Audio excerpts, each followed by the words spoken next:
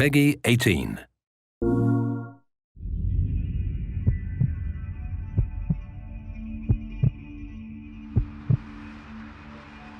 So Detroit is a neo-noir thriller taking place in the near future, where we are going to be in the shoes of three androids who will fight for freedom. And actually it's a game in which you play this character, you play the stories, you make decisions, and by making decisions, you tell your own story.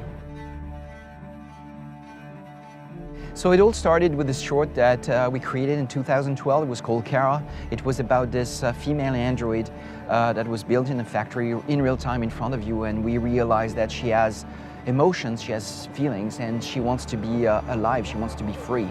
And at the end of the short, she leaves the factory and we don't really know what happens to her. I was still haunted by this character and what happens to Kara when she leaves the factory.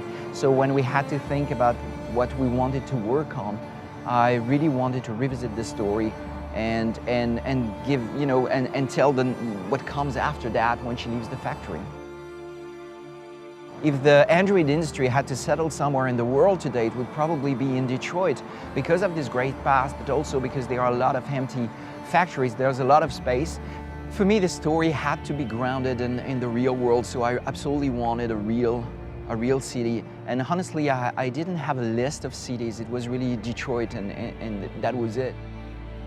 Well, creating a game that has as a title the name of a real place is something very challenging, because at the same time you want to be inspired by the locations, and you want these places to fit into the story that you have to tell, but at the same time it's very important that you are very respectful for the people living there, so they don't get the feeling that you use their city and you use their daily lives basically to tell your story.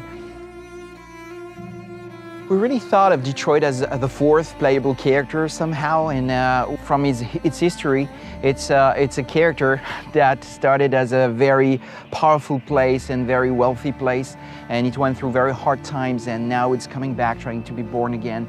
So in the game, what we try to do is really to make this character alive somehow and not have a static background, but rather have a character that would evolve and change through the story.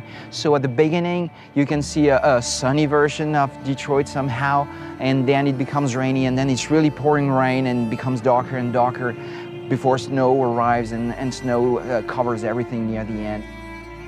Well, it's a very emotional moment for me to come back after having spent 4 years of my life working on the city. And it's funny because we visited the city first, and so we started with a real place, but for 4 years it became a virtual place, something that we recreated.